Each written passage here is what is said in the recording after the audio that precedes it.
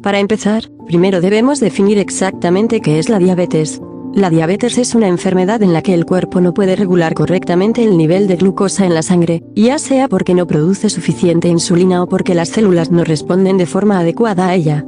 Y la glucosa es un tipo de azúcar que proviene principalmente de los carbohidratos que consumes. Su función principal es dar energía a las células del cuerpo, especialmente al cerebro y a los músculos. Es, básicamente, el combustible que mantiene al organismo funcionando. Mucha gente cree que la diabetes se debe solo a comer mal, pero eso no es del todo cierto. Existen varios tipos, y cada uno tiene causas distintas. Empecemos por la tipo 1. La diabetes mellitus tipo 1, también llamada diabetes insulinodependiente o diabetes autoinmune, es una enfermedad en la que el propio sistema inmunológico destruye las células beta del páncreas, específicamente las que se encuentran en los islotes de Langerhans. Estas células son las encargadas de producir insulina, una hormona fundamental que permite que la glucosa entre en las células para ser usada como energía. Cuando el sistema inmune las destruye, el cuerpo deja de producir insulina por completo. Como resultado, la glucosa se acumula en la sangre, provocando lo que se conoce como hiperglucemia, mientras que las células del cuerpo no pueden usar esa glucosa de forma adecuada.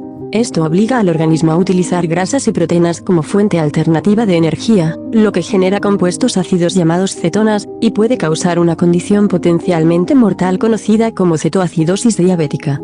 Antes de seguir adelante, hablemos de algunos conceptos clave. La hiperglucemia ocurre cuando el nivel de glucosa en la sangre está anormalmente alto.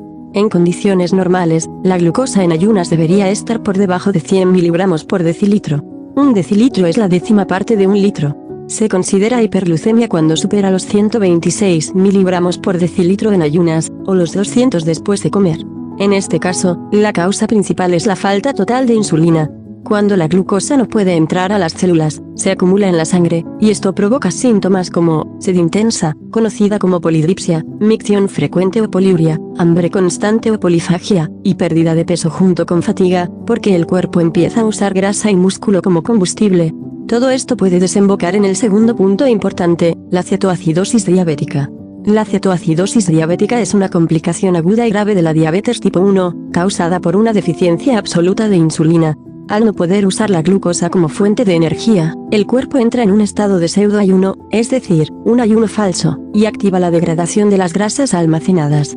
Los ácidos grasos liberados del tejido adiposo son transportados al hígado, donde se transforman en cuerpos cetónicos, principalmente acetoacetato, beta-hidroxibutirato y acetona. Estos compuestos, al ser de naturaleza ácida, se acumulan en la sangre y provocan una acidosis metabólica. La hiperglucemia asociada a este cuadro provoca una pérdida importante de agua y sales minerales, lo que genera una deshidratación severa. En los análisis de laboratorio suelen encontrarse concentraciones de glucosa mayores a 250 miligramos por decilitro, un pH arterial por debajo de 7.3, y un nivel de bicarbonato reducido. El pH arterial mide qué tan ácida o alcalina está la sangre. Es uno de los parámetros más controlados del cuerpo, porque incluso pequeñas variaciones pueden alterar el funcionamiento de las enzimas, el intercambio de gases y muchas funciones vitales. En condiciones normales, el pH arterial se mantiene entre 7.35 y 7.45. Por debajo de 7.35 hablamos de acidemia, es decir, un exceso de ácido o una pérdida de base. Por encima de 7.45, hablamos de alcalemia, un exceso de base o una pérdida de ácido. El cuerpo humano tolera un margen de error muy pequeño. Por eso, un pH arterial menor a 7.3 en una cetoacidosis ya indica una acidosis metabólica clínicamente grave, y mientras más bajo sea, mayor es la urgencia médica. El bicarbonato sérico, por su parte, es una base que actúa como amortiguador del pH en la sangre. Su función es neutralizar los ácidos que se producen naturalmente en el metabolismo.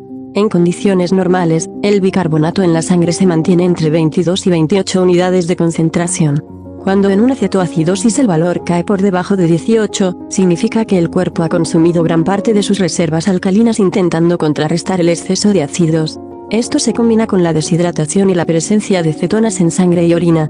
Clínicamente, el paciente presenta micción frecuente, sed intensa, náuseas, vómitos, dolor abdominal y respiración de Kussmaul, que es una respiración profunda y rápida que busca eliminar dióxido de carbono para elevar el pH. También puede notarse un aliento afrutado debido a la presencia de acetona.